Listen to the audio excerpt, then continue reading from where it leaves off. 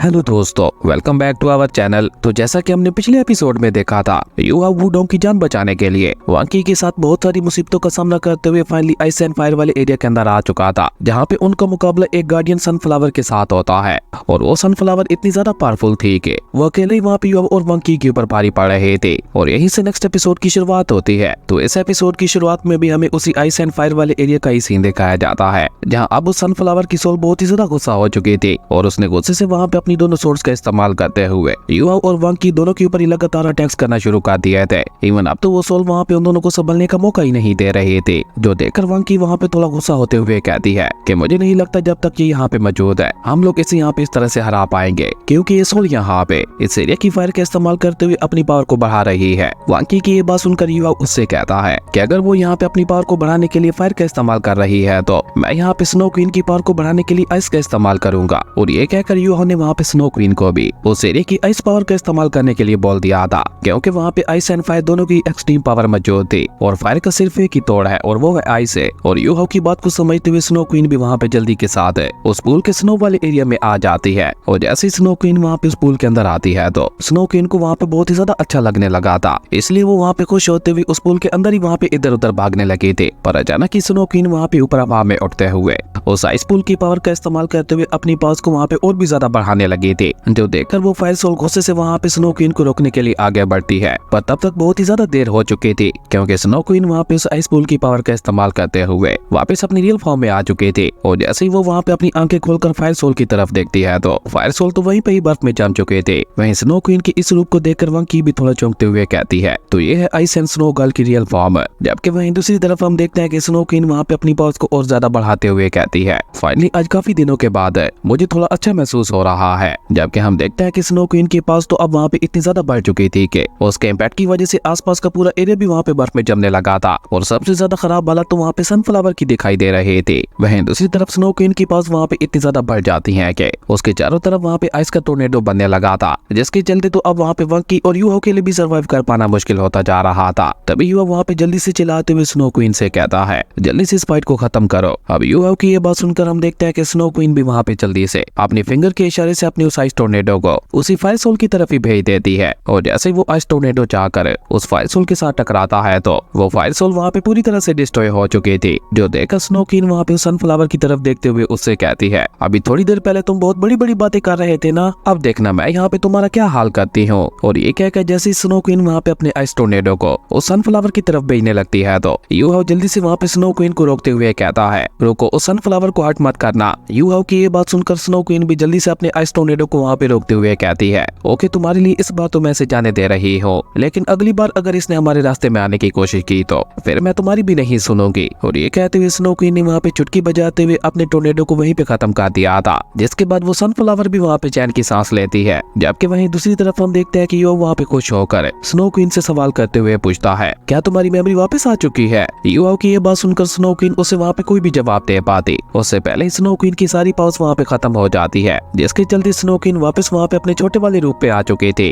जिसके चलते snow queen वहाँ पे इतनी ज्यादा थक चुकी थी कि वो जल्दी से वहाँ पे युहाओ के पास आते हुए वहाँ पे उसके सोल सीरियलम के अंदर चली जाती है आराम करने के लिए, जो देखकर वो सनफ्लावर वहाँ पे युहाओ और वांकी दोनों को कांग्रेट्स करते हुए कहती है मुबारक हो, तुम दोनों ने मेरे टेस्ट को पास कर लिया, जिसके चलते अब तुम दोनों यहाँ पे अपने लिए हब्स को ढूंढ सकते हो। वो सनफ्लावर की ये बात सुनकर युहाओ और वांकी दोनों ही वहाँ पे काफी ज्यादा खुश हो जाते हैं। और अभी वो दोनों वहाँ पे इसी तरह से खुश हो ही रहे थे कि तभी उन्हें वहाँ पे एक और फ्लावर की आवाज सुनाई देती है, जो कि वहाँ पे युहाओ की तरह ही खुश होते हुए कह रहे थे फाइनली आज हमें कोई ऐसा पर्सन मिल ही गया जिसने आज हमारे टेस्ट को पास किया है। और ये कहकर वो सभी फ्लावर्स वहाँ पे युहाओ के सामने अपना साथ झुका लेते हैं। और तभी वो फ्लावर युहाओ को अपना इंट्रोडक्शन देते हुए कहती है वैसे तो मेरा नाम यिनसाओ है, लेकिन प्यार से लोग मुझे यू बुलाते हैं, है ना ये प्यारा नाम। तो अब तुम मुझे अपने बारे में बताओ कि आखिर तुम यहाँ पे क्यों आए हो। जिसपे युहाओ उसे अपना नाम बताते हुए कहता है कि असल में मेरी एक दोस्त की जान खतरे में है, जो कि मेरी दोस्त होने के साथ साथ मेरी लवर भी है, इसलिए उसकी जान बचाने के लिए मुझे हार्ट ब्रोकन रेड फ्लावर की जरूरत है और उसी की तलाश में मैं यहाँ पे आया हूँ। युहाओ की ये बात सुनकर यू उससे कहती है ओ तो प्यार का मामला है, मैं जानती हूँ कि हार्ट ब्रोकन रेड फ्लावर कहाँ पे मौजूद है और मैं तुम लोगों को वहाँ पे ले जा भी सकती हूँ, लेकिन मेरी एक शर्त है। जिसपे युहाओ उससे सवाल करते हुए पूछता है कि कैसी शर्त है। जिसपे यू उसे बताती है हार्ट ब्रोकन रेड फ्लावर को सिर्फ एक सच्चा लवर ही हासिल कर सकता है और अगर तुम वाकई अपनी लवर की जान बचाना चाहते हो तो तुम्हें उसके लिए मेरे एक टेस्ट पास करना होगा। और ये कहकर यू एक और हाथ को बाहर निकालकर उसे वहाँ पे युहाओ को दिखाते हुए कहती है कि अगर तुम एक सच्चे लवर हो तो तुम्हें यहाँ पे मेरे लिए इस हर्ब को खाना होगा। यूयू की ये बात सुनकर हम देखते हैं कि वो वहाँ पे बिना कुछ सोचे समझे ही जल्दी से आगे बढ़ते हुए उस हर्ब को वहाँ पे खा लेता है, जो देखकर वांग की भी वहाँ पे हैरान होते हुए यू हाउ से कहती है तुम्हें नहीं लगता कि तुम्हें उस हर्ब को खाने से पहले एक बार उसके बारे में सोच लेना चाहिए था। जिस पे यू हाउ उसे वहाँ पे जवाब देते हुए कहता है कि वुडोंग की हालत हर गुजरते पल के साथ और भी ज्यादा खराब होती चली जा रही है, इसलिए मैं यहाँ पे फालतू में टाइम जाया नहीं करना चाहता। भले ही वुडोंग की जान बचाने के लिए मुझे अपनी जान तक की दांव पर क्यों न लगानी पड़े, मैं फिर भी उस बारे में एक पल के लिए भी नहीं सोचूंगा। पर अभी युवा वहाँ पे ये सब बोल ही रहा था कि हम देखते हैं कि अचानक उस हर्ब की वजह से उसकी तबीयत वहाँ पे बिगड़ने लगती है और सबसे ज्यादा दर्द युवा को वहाँ पे अपनी आंखों में महसूस हो रहा था, जो देखकर वहाँ की जल्दी से आगे बढ़कर युवा के पास आते हुए गुस्से से वहाँ पे यू से कहती है कि अगर मेरे इस दोस्त को कुछ हुआ तो याद रखना मैं यहाँ पे तुम्हारे साथ साथ तुम्हारे इस पूरी एरिया को तबाह कर दूंगी। जिसपे युवा वहाँ पे वांकी को समझाते हुए कहता है कि गुस्सा मत हो, वो हर्ब तो असल में मुझे फायदा दे रहा है। युवा की ये बात बिल्कुल सच थी, क्योंकि हम देखते हैं कि वो हर्ब धीरे धीरे वहाँ पे युवा की मरीडियंस को चेंज करने लगे थे और जैसे ही वो हर्ब वहाँ पे पूरी तरह से युवा की बॉडी में फैलती है तो युवा की थर्ड आई भी वहाँ पे ओपन हो जाती है, जिसके ओपन होते ही हम देखते हैं कि उसके चारों तरफ अलग अलग पैटर्न्स भी बनने लगे थे और देखते ही देखते युवा थोड़ी देर के बाद दोबारा वहाँ पे अपनी आंखें खोल लेता है,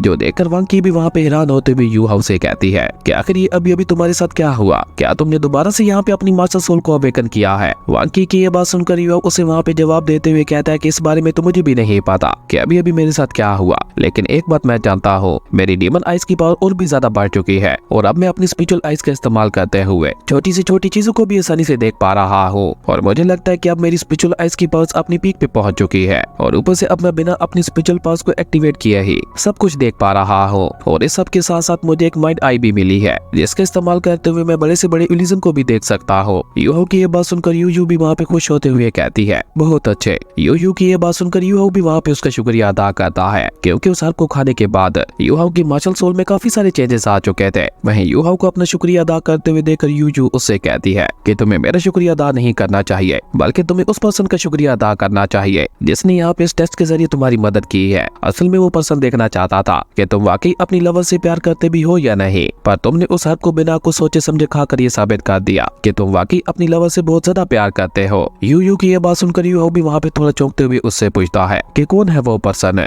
यू की ये बात सुनकर यू अपने पास एक बुक बाहर निकाल कर यू को देती है और ये बुक किसी और की नहीं बल्कि तंगसन की ही थी और जैसे यू वहाँ पे उस बुक को खोल कर देखता है तो उसके अंदर लिखी हुई पहली लाइन को पढ़कर ही वहाँ पे यू को एक बहुत बड़ा झटका लगता है, क्योंकि उसके अंदर लिखा हुआ था कि ये बुक मेरी यानी टंगसन की है और मैंने ही टंगसेट को क्रिएट किया था और ये बुक मैंने ही लिखी थी। अगर तुम इसे पूरा पढ़ लेते हो तो तुम मेडिसिन में एक्सपर्ट हो जाओगे और अगर तुम्हें ये बुक मिल रही है तो इसका मतलब है कि तुम भी टंगसेट से ही बिलोंग करते होगे। याद रखना ये बुक हमारे टंगसेट के लिए किसी तरह से कम नहीं है, इसके अंदर हर एक पॉइजन का इलाज लिखा हुआ है। वही यू हाउ को वहाँ पे इस तरह से बुक पढ़ते हुए देखकर यू हाउ से कहती है अब जल्दी जल्दी इसे पढ़ो और इसे पूरा पढ़ने के बाद दोबारा मेरे पास आ जाना। यू की ये बात सुनकर वांकी उसे वहाँ पे गुस्से से आंखें दिखाते हुए चुप करवा देती है। वहीं जब यू उस बुक को आगे पढ़ता है तो उसमें टंगसन ने लिखा था रेड हार्ट ब्रोकन फ्लावर का इस्तेमाल मेरी वाइफ ने मेरी जान बचाने के लिए किया था और रेड हार्ट ब्रोकन फ्लावर को सिर्फ एक सच्चा लवर ही हासिल कर सकता है। इवन वो फ्लावर खुद ही अपने मास्टर को चूज करता है, पर रेड हार्ट ब्रोकन फ्लावर एक बहुत बड़ी कुर्बानी भी मांगता है। इवन मेरी वाइफ ने मेरी जान बचाने के लिए अपना सेक्रीफाइस दे दिया था, तब जाकर वो कहीं मेरी जान बचा पाई थी। पर भले ही उसने मेरी जान बचाने के लिए अपना सेक्रीफाइस दे दिया था, लेकिन उसकी सोल उस फ्लावर के अंदर ही रह गई थी, जिसके चलते मैं दोबारा अपनी वाइफ को जिंदा कर पाया था। इसलिए मैं उस हार्ट ब्रोकन रेड फ्लावर का हमेशा हमेशा के लिए एहसानमंद रह गया था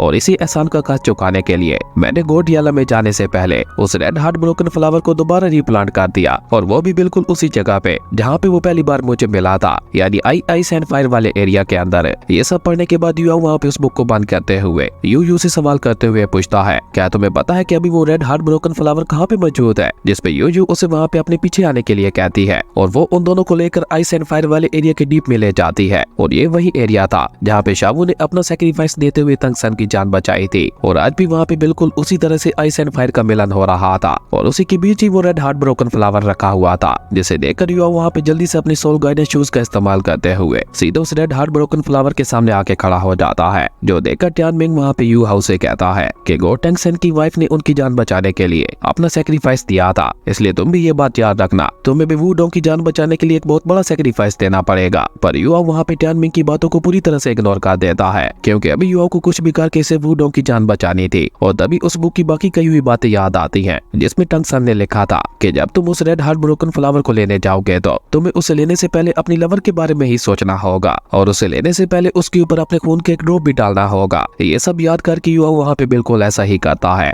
लेकिन जैसे युवा को ब्लड ड्रॉप वहाँ पे उस फ्लावर के ऊपर पड़ता है तो वहाँ पे कुछ भी नहीं होता, जो देखकर यू वहाँ पे यू हाउ से कहती है, मुझे लगता है तुम्हारे अंदर तुम्हारी अपनी लवर के लिए फीलिंग्स बिल्कुल भी स्ट्रॉन्ग नहीं है, इसलिए तो ये रेड हार्ट ब्रोकन फ्लावर यहाँ पे रिएक्ट नहीं कर रहा। यू की ये बात सुनकर युवा वहाँ पे अपनी पूरी नस काट देता है और अपना सारा खून वो वहाँ पे रेड हार्ट ब्रोकन फ्लावर के ऊपर ही गिराने लगा था, लेकिन इसका भी वहाँ पे कोई असर नहीं होता, जो देखकर युवा भी वहाँ पे समझ चुका था कि उसे यहाँ पे कुछ बड़ा करना होगा। और तभी सनफ्लावर उसे वहाँ पे बताती है कि तुम्हारे अंदर आइस एक्सट्रीम की पावर है और अगर तुम्हें यहाँ पे इस हार्ट ब्रोकन रेड फ्लावर को यकीन दिलाना है कि तुम एक सच्चे लवर हो तो उसके लिए तुम्हें यहाँ पे इस फायर वाले पानी को पीना होगा। अब सनफ्लावर की ये बात सुनकर वांकी जल्दी से आगे बढ़ते हुए युवा को वहाँ पे रोकने की कोशिश करती है और उससे कहती है कि अगर तुमने ये फायर वाला पानी पिया तो तुम्हारी मौत भी हो सकती है, लेकिन वांकी के मना करने के बावजूद भी हम देखते हैं कि युवा वहाँ पे उस फायर वाले पानी को अपने हाथों में ले लेता है। इवन वो फ्लेम वाटर इतना ज्यादा गर्म था कि उसके पूरे हाथ ही वहाँ पे जलने लगे थे, पर उसके बावजूद भी हम देखते हैं कि युवा वहाँ पे वुडोंग को याद करते हुए उस फ्लेम वाटर को वहाँ पे पीने लगता है, जो देखकर तो वांकी की आंखें वहाँ पे बाहर आने को हो गई थी। उसने ये कभी नहीं सोचा था कि युवा वुडोंग को इतना ज्यादा प्यार करता होगा कि वो यहाँ पे उसे बचाने के लिए अपनी जान तक देने को तैयार हो जाएगा। और देखते ही देखते युवा ने वो पूरा पानी वहाँ पे पी लिया था, जिसके चलते हम देखते हैं कि युवा की हालत वहाँ पे बहुत ही ज्यादा खराब होने लगी थी, जबकि वांकी के दिल में तो इमोशंस का भंडार उठ रहा था। उसे वहाँ पे यकीन ही नहीं हो रहा था कि कोई किसी से इतना ज्यादा प्यार भी कर सकता है। जबकि वहीं दूसरी तरफ हम देखते हैं कि अब तो वहाँ पे युवा के हाथों के साथ साथ युवा के पूरे मुंह से भी वहाँ पे खून निकलने लगा था और देखते ही देखते वहाँ पे उसके मुंह के साथ साथ उसके सीने से भी वहाँ पे खून निकलने लगा था, जो कि युवा की बॉडी से बाहर निकलते हुए सीधा वहाँ पे उस हार्ट ब्रोकन रेड फ्लावर के ऊपर ही जाके गिरता है, जिसके साथ ही हम देखते हैं कि उस रेड हार्ट ब्रोकन फ्लावर का कलर वहाँ पे चेंज हो गया था, जो देखकर तो युवा की खुशी का वहाँ पे कोई ठिकाना ही नहीं था। इवन ये देखकर वो अपना सारा दर्द भी वहाँ पे भूल गया था और वो जल्दी से आगे बढ़ते हुए उस रेड हार्ट ब्रोकन फ्लावर को वहाँ पे ले लेता है, जिसे अपने हाथों में लेकर वो वहाँ पे वुडोंग को याद करते हुए कहता है, देखो वुडोंग, मैं कामयाब हो गया। लेकिन ये कहते कहते युवा वहीं पे बेहोश हो जाता है और वो सीधा वहाँ पे नीचे गिरने लगा था, जो देखकर वांकी उसका नाम चिल्लाते हुए उसे बचाने के लिए वहाँ पे जल्दी से आगे बढ़ती है। और इसी बीच हमें शर्क एकेडमी के अंदर वुडोंग के रूम का सीन दिखाया जाता है, जहाँ बेहोशी की हालत में भी वुडोंग की आंखों से आंसू निकलने लगे थे। जबकि वहीं दूसरी तरफ हम देखते हैं कि वांकी ने वहाँ पे आगे बढ़ते हुए युवा को नीचे गिरने से तो बचा लिया था, लेकिन युवा की हालत वहाँ पे हर गुजरते पल के साथ और भी ज्यादा खराब होती जा रही थी और ऊपर से अभी तक भी वहाँ पे उसके मुंह से लगातार खून निकल रहा था, जो देखकर वांकी वहाँ पे थोड़ा गुस्से से युवा से कहती है, तुम्हें क्या अपनी जिंदगी इतनी सस्ती लगती है जो तुमने किसी और की जान बचाने के लिए इसे ऐसे ही खतरे में डाल दिया। जबकि वहीं हम देखते हैं कि युवा उसकी बातों को इग्नोर करके बहुत ही मुश्किल से बोलते हुए उससे कहता है, वांकी प्लीज मेरी मदद करो। और इससे आगे युवा वहाँ पे कुछ भी नहीं बोल पाता,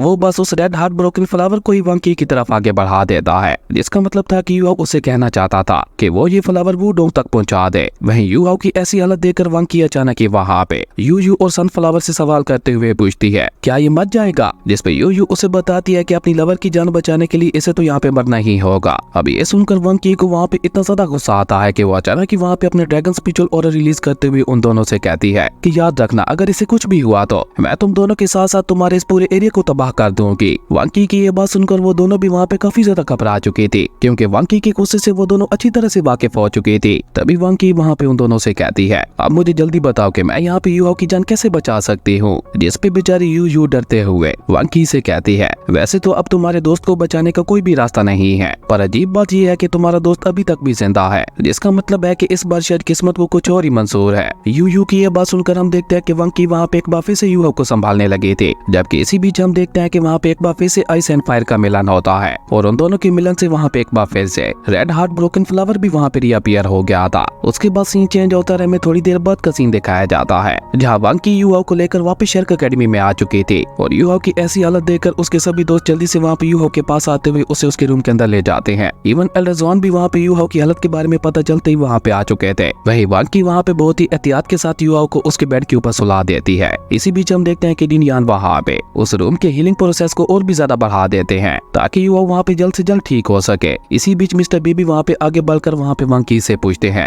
कि युवा की ऐसी हालत कैसे हो गई। मिस्टर बेबी की यह बात सुनकर वांकी वहाँ पे उन सभी को रेड हार्ट ब्रोकन फ्लावर दिखाते हुए कहती है, युवा के पास वुडोंग की जान बचाने का सिर्फ एक ही रास्ता था और वो था ये रेड हार्ट ब्रोकन फ्लावर, लेकिन इसे हासिल करने के लिए युवा को एक बहुत बड़ी कुर्बानी देनी थी। इसलिए युवा ने वहाँ पे स्प्रिंग हॉट वाटर को पी लिया, जिसका फायर लेवल बहुत ही ज्यादा हाई था और उसे पीते ही युवा वहाँ पे खून की उल्टियां करने लगा, जिसके चलते उसका गला और उसका सीना पूरी तरह से जल चुका है। पर युवा ने अपनी इस कुर्बानी कुर्बानी के साथ इस रेड हार्ट ब्रोकन फ्लावर को हासिल कर ही लिया, पर ऐसा करने के लिए इसने अपनी जान को खतरे में डाल दिया। अब ये सुनकर तो दीन यान वहाँ पे अपनी हीलिंग प्रोसेस को और भी ज्यादा बढ़ा देते हैं, क्योंकि उन्हें वहाँ पे समझ आ चुकी थी कि ये मैटर कितना ज्यादा सीरियस है। इवन यू हाउ के दोस्तों को वहाँ पे उसके ऊपर गर्व भी हो रहा था और साथ ही साथ उसकी बहुत ज्यादा चिंता भी हो रही थी, क्योंकि यू हाउ ने यहाँ पे वुडोंग की जान बचाने के लिए अपनी जान को दांव पे लगा दिया था। ऐसे प्यार की मिसाल भला आज के दौर में कहाँ देखने को मिलती है। वहीं वो हीलिंग मास्टर भी वहाँ पे यू हाउ को हील नहीं कर पाता और वो हीलिंग मास्टर वहाँ पे उदास होकर एल्डर ज़्वान को बताता है कि इस बच्चे के सारे इंटरनल ऑर्गन्स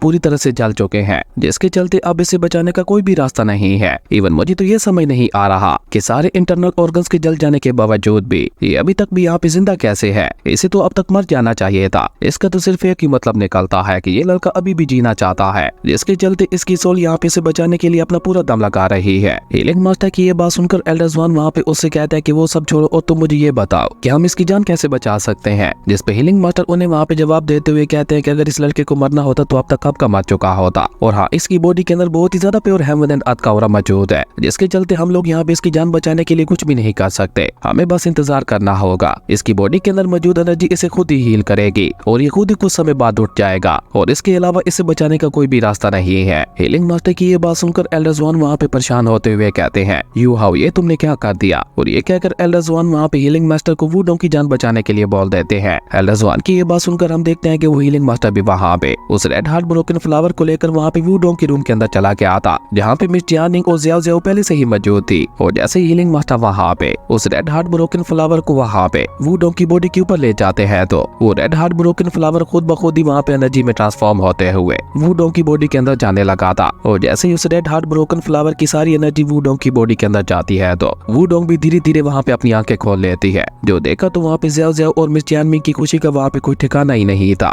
इवन खुद हीलिंग मास्टर भी वहाँ पे काफी ज्यादा खुश दिखाई दे रहा था। लेकिन जैसे ही वुडोंग वहाँ पे अपनी आंखें खोलती है, तो वो जल्दी से खड़ी होकर ज़ियाओ ज़ियाओ से सवाल करते हुए पूछती है, यू हाउ कहाँ है, जल्दी बताओ मुझे, उसे कुछ हुआ तो नहीं ना। वुडोंग की ये बात सुनकर ज़ियाओ ज़ियाओ उसे वहाँ पे तसल्ली देते हुए कहती है कि तुम फिक्र मत करो, यू हाउ बस थोड़ा सा इंजर्ड हो गया है, वो तुम्हारे लिए मेडिसिन लेने के लिए गया था और वहीं पे वो इंजर्ड हो गया। अब ज़ियाओ ज़ियाओ की ये बात सुनकर तो वुडोंग उसे वहाँ पे धक्का देते हुए सीधा भागकर वहाँ पे यू हाउ के रूम की तरफ जाने लगती है, और साथ ही साथ वो वहाँ पे रोते हुए अपने मन में ये भी कह रहे थे, यू हाउ तुम फिक्र मत करना, मैं तुम्हें कुछ भी नहीं होने दूंगी। और जैसे ही वो यू हाउ के रूम में पहुंचती है, तो यू हाउ की हालत देखकर ही उसके रुके हुए आंसू वहाँ पे बहने लगते हैं, और वो जल्दी से भागते हुए जाकर यू हाउ को वहाँ पे हक कर लेती है और जोर जोर से वहाँ पे रोने लगी थी। जो देखकर मिस्टर बीबी उसे वहाँ पे कहते हैं कि यू हाउ की जान वंकी ने बचाई है, अगर वो ना होती तो शायद अब तक हमारा यू हाउ। और ये कहकर मिस्टर बीबी भी वहाँ पे चुप हो जाते हैं। अब मिस्टर बीबी की ये बात सुनकर वुडोंग आज वहाँ पे पहली बार वंकी से प्यार से बात करते हुए उसका शुक्रिया अदा करती है, और वुडोंग को वहाँ पे इस तरह से अपने साथ प्यार से बात करते हुए देखकर तो वहाँ पे वंकी के फेस के ऊपर भी स्माइल आ चुकी थी। न जाने क्यों वुडोंग को उसके साथ इतने प्यार से बात करना उसे इतना ज्यादा अच्छा लग रहा था। और तभी वुडोंग वहाँ पे सभी को बता देती है कि जब तक यू हाउ ठीक नहीं हो जाता, मैं यहीं पे उसके पास ही रहूंगी। और अपने मन ही मन में वो वहाँ पे यू हाउ को याद करते हुए कहती है, यू हाउ आज से और अभी से मैं तुम्हारी वाइफ बनती हूँ, और मैं तुमसे वादा करती हूँ कि मैं पूरी जिंदगी तुम्हारी रक्षा करूंगी। इवन अगर तुम मर भी गए तो मैं तुम्हें अकेले मरने भी नहीं दूंगी, तुम्हारे साथ साथ मैं अपनी भी जान दे दूंगी। और ये कहते कहते वुडोंग को वहाँ पे यू हाउ के साथ बिताए हुए सारे हसीन पल याद आने लगे थे, जो कि वहाँ पे वुडोंग को और भी ज्यादा इमोशनल करते जा रहे थे। और इसी तरह देखते ही देखते दिन रातों में और रातें महीनों में गुजरने लगती हैं, जहाँ वुडोंग ने खुद को भी यू हाउ के साथ उसी रूम के अंदर ही बंद कर लिया था। जो देखकर यू हाउ के सभी दोस्तों को अब वहाँ पे यू हाउ के साथ साथ वुडोंग की भी चिंता होने लगी थी। इवन सेम हाल वहाँ पे कुछ वंकी का भी था, पर अभी तक भी वो वहाँ पे अपने इमोशंस को समझ नहीं पा रहे थे कि आखिर उसे यू हाउ की इतनी ज्यादा चिंता क्यों हो रही है। वहीं वुडोंग वहाँ पे सारा दिन यू हाउ के पास बैठकर उसके साथ बातें किया करती थी, और इस सब के दौरान वुडोंग के दिमाग में सिर्फ एक ही बात चलती रहती थी, जब वुडोंग ने उससे वादा किया था कि वो अपनी जान देकर भी उसकी रक्षा करेगा, और यू हाउ ने अपना ये वादा पूरा भी किया था। और इसी कमाल के और इमोशनल एपिसोड के साथ हमारी अमेजिंग एपिसोड यहीं पे खत्म हो गया था। दोस्तों, अगर आपको ये वीडियो अच्छी लगी तो लाइक कर दें, और अगर चैनल पे नए आए हो तो सब्सक्राइब करते जाना। तो मिलता है एक न्यू वीडियो में, तब तक के लिए बाय।